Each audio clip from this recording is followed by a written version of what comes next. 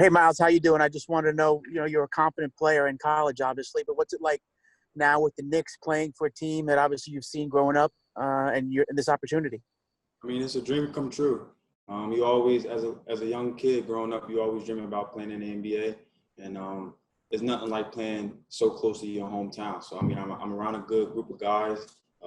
They're helping me stay up to speed, and they're helping me keep my confidence. Otis Livingston, CBS. Hey, Myles, I'm sure there was a lot of disappointment on draft night with all the accolades that you were able to get in college. How quickly were you able to turn the page, realize that this is still a great opportunity, an opportunity for you to live out your dream of getting to the NBA? I was still around, like I said, I was around a good group of people. I was with my family that night. I mean, my family helped me keep my head. I turned the page real quick. This is my story. I always kind of been the underdog, so I mean, I needed that. And they say sometimes in life, when you get things handed to you, you take it for granted. So, I mean, I'm blessed to be in this situation. A kid coming from Trenton, I shouldn't be here anyway. So, like I said, I know it's a lot of kids in Jersey and my family looking up to me, and I just want to keep being that role model that people hold me to. Steve Popper, Newsday. Hey, Myles, I know before he got called up by the Lakers, J.R. Smith was a regular at your games and a big supporter of yours. Has he been in your ear at all, telling you about, what it takes or giving you lessons about this? I mean, yeah, I always kind of talk to JR. So, I mean, just having a big brother like that, a role model, him coming through the Knicks, he just told me to be myself. He knows what I bring to the table, the type of kid I am. And like I said, he said I'm a likable kid, and he knows that I'm going to make it. So, I have his number to call him, and he'll be there for me. So, Chris Iceman, the record. Myles, what do you think you can bring to the NBA level, and what do you think are some of the biggest things that you want to improve on and work on to really be the player that you hope to be? First, I'm a competitor. I lay it all out on the line. I feel like if you watch me play, I'm playing for something. I play with a different type of passion. I'm a shooter. I feel like every team needs a shooter on the floor to kind of space the floor out. And just working on defense. I mean, me being 6'2", I know I'm gonna have to guard the guards, the one spot, and then we have the NBA is filled with a lot of good guards. So just going at Dennis every day, guarding EP, I feel like that's helping me. So just stay motivated. Steph Bondi, Daily News. Hey, Myles, what do you anticipate for the first year? Is G League probably the route for you right now, or you think you're trying to get a roster spot on the NBA team?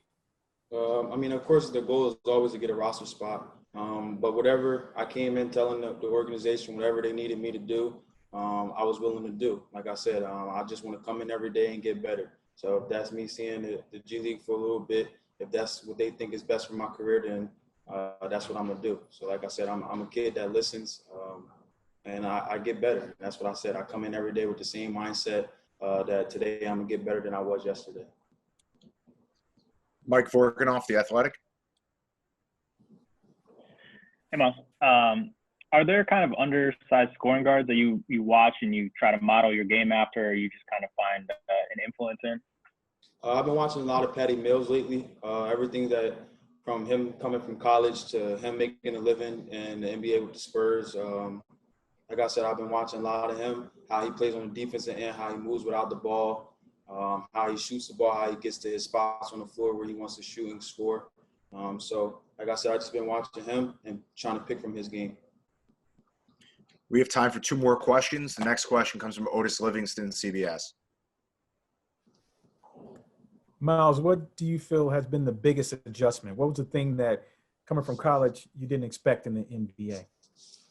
Just the speed and the defense. Kind of when you're watching it on TV, you kind of say to yourself like, "Wow, nobody's playing defense," or the game is just so slowed down. But once you finally get out there, you realize how fast everybody's moving.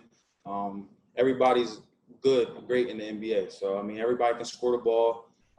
At all times, I feel like you have to be ready to play defense because you never know when you're going to get caught on the island and you got to break down and play defense and you playing one-on-one. So those two. And our last question comes from Steve Popper. Hey, Miles, Coach was just talking before about your role. He was talking about how point guards are scoring point guards now. Do you feel like that's going to be your role? That point guard is the way you're going to be in this league, and that you can be that at this level?